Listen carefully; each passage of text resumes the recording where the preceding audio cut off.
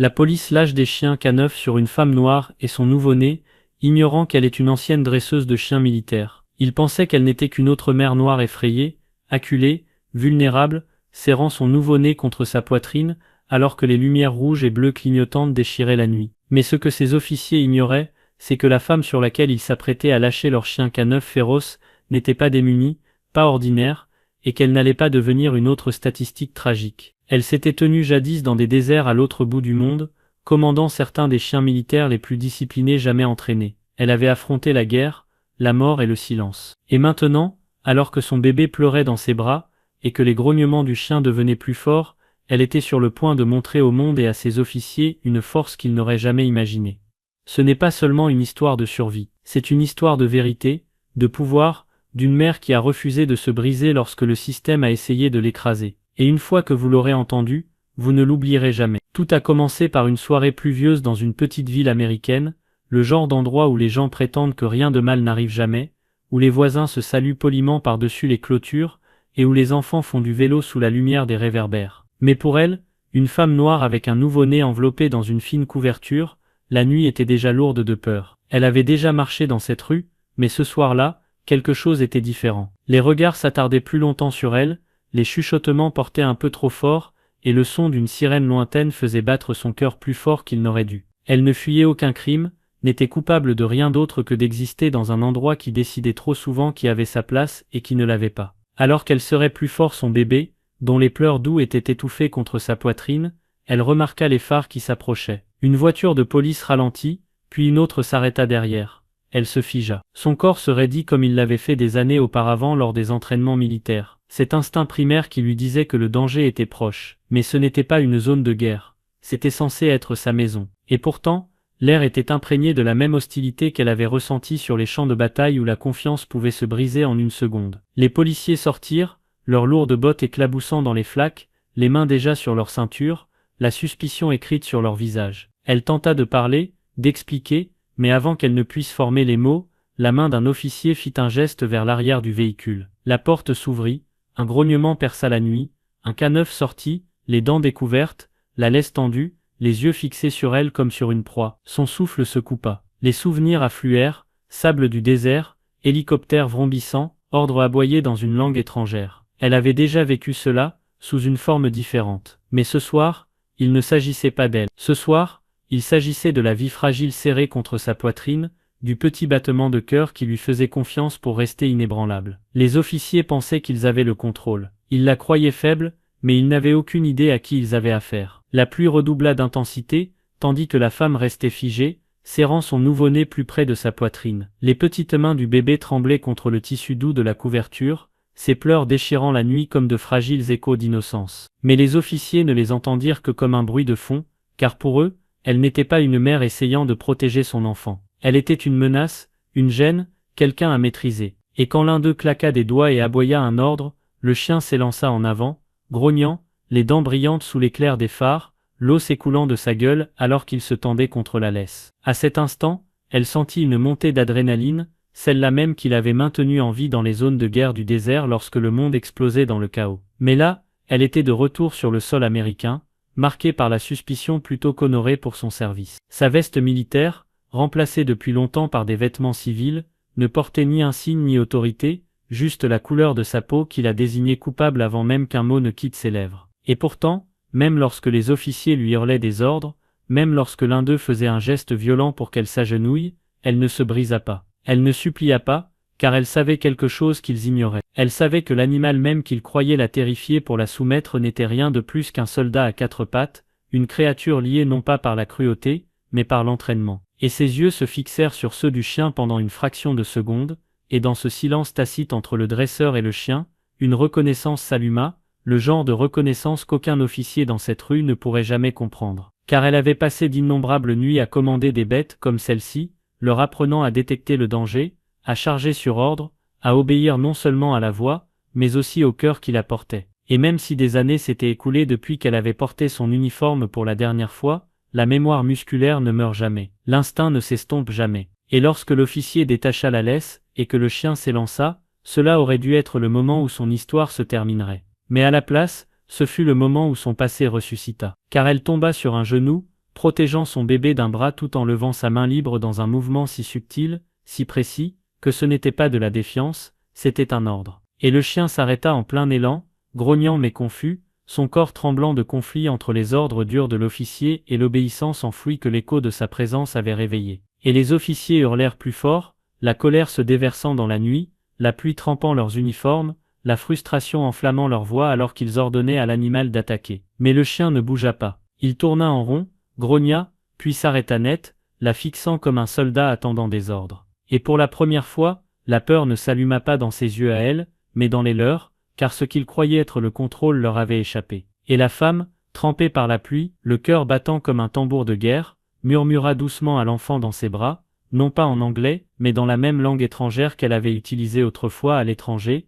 le même ton qui avait apaisé des animaux tremblants sur des champs imbibés de sang. Et le chien baissa la tête, les oreilles tressaillant, la queue se raidissant, reconnaissant quelque chose de primaire et de vrai, tandis que le bébé, comme s'il sentait la force de sa mère se calmant dans ses bras, ses pleurs se dissolvant en doux gémissements qui reflétaient le silence soudain qui s'étendait dans la rue. Et alors que les officiers échangeaient des regards perplexes, que l'incrédulité assombrissait leur visage, ils ne comprenaient pas que ce n'était pas un accident, pas un coup de chance. C'était le passé qui entrait en collision avec le présent, une vérité cachée remontant à la surface, une ancienne dresseuse de chiens militaires se tenant à nouveau en position de commandement, non pas pour la gloire, non pas pour la guerre, mais pour la survie de son enfant. Et à cet instant, l'orage autour d'elle ne lui sembla plus une malédiction, mais un voile, une couverture sous laquelle sa force allait enfin être révélée. Le silence sur cette rue détrempée par la pluie ne dura pas longtemps, car le silence a le don de rendre les hommes effrayés désespérés. Et les officiers, leur autorité s'effondrant soudainement sous leurs yeux, ne pouvaient pas comprendre comment leur animal dressé avait pu se figer sous le regard d'une femme noire trempée par la pluie serrant un enfant. Alors, l'un d'eux jura, les veines saillantes sur son cou, et tendit la main vers la radio sur son épaule pour appeler des renforts, tandis qu'un autre, irrité par ce qu'il prenait pour de la moquerie, ouvrit la porte de la deuxième voiture, et en sortit un autre K9, ses pattes éclaboussant l'eau alors qu'il grognait avec une faim féroce de commander. Mais ce qu'il ne savait pas, ce qu'il ne pourrait jamais savoir, c'est qu'elle avait passé des années à vivre avec des chiens plus impitoyables que ceux-là, des chiens entraînés à détecter des mines sous une chaleur torride, à chasser des insurgés dans les ruelles la nuit. Des chiens qui avaient regardé la mort dans les yeux à ses côtés, et refusé de tressaillir. Et alors que le deuxième animal s'élançait, son esprit glissait déjà vers ces nuits interminables à l'étranger, vers les tempêtes de sable qui aveuglaient les soldats, vers les explosions qui secouaient la terre, vers la façon dont elle s'était accroupie derrière des barricades, chuchotant à l'oreille d'un berger allemand, non pas avec peur, mais avec confiance, l'envoyant faire ce que les hommes ne pouvaient pas faire. Et à cet instant, elle se rappela le lien, le fil incassable entre le dresseur et le chien, et même si des années et des continents la séparaient de ses souvenirs, le langage du commandement n'avait jamais quitté ses os. Il vivait dans le timbre de sa voix, dans la fermeté de sa main, dans l'acier de son regard. Et alors que l'officier hurlait à l'animal de frapper, elle se tourna légèrement, protégeant son bébé d'un bras, et étendant l'autre, la paume ouverte, stable comme de la pierre, et prononça un seul mot. Non pas aux officiers, ni à la tempête, mais à la bête elle-même. Et comme un soldat qui se réveille d'un rêve, le chien hésita, glissa et gémit, son corps tiraillé entre la laisse qui le poussait en avant, et la laisse invisible de la mémoire qui le tirait en arrière, jusqu'à ce que finalement, tremblant, il s'assoit sous la pluie battante, la poitrine allaitante, les yeux fixés sur elle avec une étrange révérence qui fit frissonner les officiers qui regardaient. Et à cet instant, la femme sut qu'elle avait franchi une ligne dont elle ne pouvait plus revenir, car ils réalisaient maintenant qu'elle n'était pas démunie, pas fragile, pas la proie acculée qu'ils avaient imaginée, et la colère gonfla dans leur poitrine comme du poison, car l'autorité construite sur l'intimidation ne peut tenir quand la peur se transforme en respect. Alors, un officier sortit sa matraque, la claquant contre le capot de la voiture avec un bruit qui résonna comme le tonnerre, hurlant des menaces qu'elle entendait à peine, car dans son esprit, les souvenirs affluaient plus vite que la pluie. La lettre qu'elle avait reçue après sa dernière mission la remerciant pour son service, mais la laissant dans le silence lorsqu'elle avait demandé de l'aide pour se réadapter à la vie civile. Les cauchemars qu'elle avait affrontés seule, les portes qui s'étaient fermées quand elle avait postulé pour des emplois, les regards de suspicion quand elle entrait dans les magasins, et l'amère ironie que la nation même qu'elle avait servie la voyait maintenant non pas comme une vétérane, non pas comme une mère, mais comme un danger. Et pendant un instant, le poids de tout cela faillit l'écraser, jusqu'à ce que son bébé gémît doucement, la ramenant à la réalité, lui rappelant pourquoi elle ne pouvait pas flancher. Pas maintenant, jamais. Et elle se redressa, la pluie dégoulinant de ses cheveux, ses yeux fixés sur les officiers qui l'entouraient maintenant avec fureur, leurs chiens maîtrisés, mais leurs mains se rapprochant des armes. Et bien qu'elle n'ait jamais voulu de ce combat, bien qu'elle ait simplement prié pour passer inaperçue dans la nuit, le destin en avait décidé autrement. Elle réalisa avec une clarté tremblante que cette nuit n'était pas seulement une question de survie, c'était une question de révélation, d'arracher le bandeau que le monde portait pour cacher son injustice. Et alors que la foudre fendait le ciel au-dessus d'elle, elle sut que la tempête était loin d'être terminée. Le pire était encore à venir, et chaque seconde à partir de là déciderait non seulement de son destin, mais aussi de celui du petit battement de cœur serré contre sa poitrine. La nuit rugissait comme un champ de bataille, le tonnerre grondant au-dessus comme si le ciel lui-même retenait son souffle, la pluie tombant plus fort, brouillant les lumières rouges et bleues clignotantes, jusqu'à ce que toute la rue ressemble à une zone de guerre ressuscitée. Et elle, debout trempée jusqu'aux os, son nouveau-né serré contre sa poitrine, redevint le soldat involontaire, car les officiers humiliés et enragés ne la laisseraient pas s'en tirer indemne. Pas après avoir vu 2 chiens K9, leurs prétendues armes de peur, s'incliner devant sa présence comme des soldats reconnaissant leur commandant. Et donc leurs voix s'élevèrent avec fureur, aboyant des ordres les uns aux autres, se demandant s'il fallait sortir leurs armes, s'il fallait s'emparer de l'enfant, s'il fallait passer à un niveau dont ils ne pourraient jamais revenir en arrière. Et pendant qu'ils se disputaient, elle sentit le poids des années appuyé sur sa poitrine. Des souvenirs d'hommes en uniforme qui lui avaient fait confiance pour leur vie, qui lui avaient confié la laisse de bête, qui pouvaient sentir la mort avant qu'elle n'arrive. Des hommes qui étaient tombés alors qu'elle avait survécu. Et maintenant, elle était là, de nouveau en uniforme, mais seulement en esprit, faisant face à des hommes qui portaient des insignes de pouvoir, mais pas d'honneur, des hommes qui portaient des armes mais pas de discipline. Et alors que son bébé gémissait contre son cœur, elle lui chuchota des promesses à l'oreille. Des promesses qu'il ne grandirait pas en voyant sa mère brisée.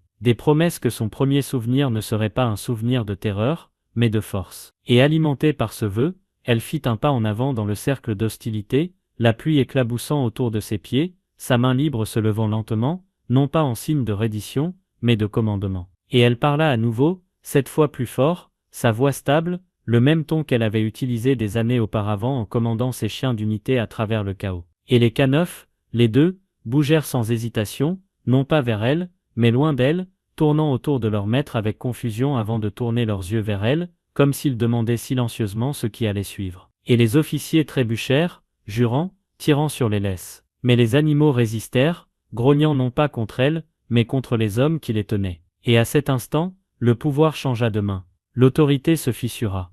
L'illusion se brisa. Parce qu'aux yeux de ces animaux, elle était la vraie chef. La seule voix en laquelle ils avaient confiance. Et les officiers, réalisant que le contrôle leur avait totalement échappé, cédèrent à la rage, l'un tendant la main vers son étui, un autre levant sa matraque. Mais avant que la violence ne puisse éclater, elle s'agenouilla sous la pluie, protégeant son bébé, et prononça une série de commandes dans la langue étrangère, qui avait autrefois résonné à travers les déserts sous le feu. Des mots qui n'étaient pas seulement des ordres, mais des liens de loyauté, et les chiens réagirent instantanément, se libérant de l'emprise des officiers, bondissant entre elle et les hommes qui avançaient. Des grognements profonds et protecteurs, des corps rigides comme des boucliers de muscles et de fourrure. Et pour la première fois cette nuit-là, ce furent les officiers qui se figèrent, fixant les animaux qu'ils pensaient posséder, maintenant debout pour la protéger, elle la femme qu'ils cherchaient à briser. Et le silence tomba, un silence plus lourd que le tonnerre, brisé seulement par le doux soupir du bébé, alors qu'il retombait dans un sommeil calme contre la poitrine de sa mère. Et dans ce silence fragile,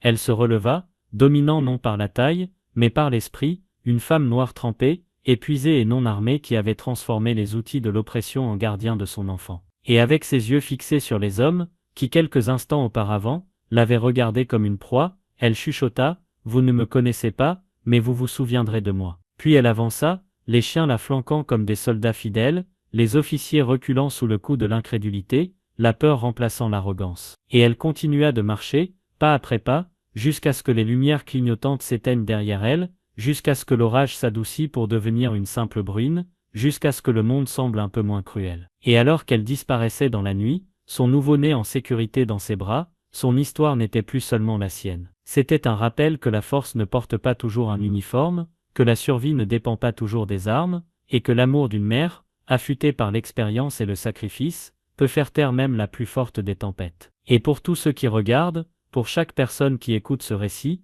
laissez-le résonner dans votre cœur. Ne sous-estimez pas le calme, ne vous méprenez pas sur les personnes brisées. Parce que parfois, Ceux que vous pensez être impuissants portent en eux le genre de force qui peut déplacer des montagnes, faire taire des bêtes et réécrire le destin lui-même.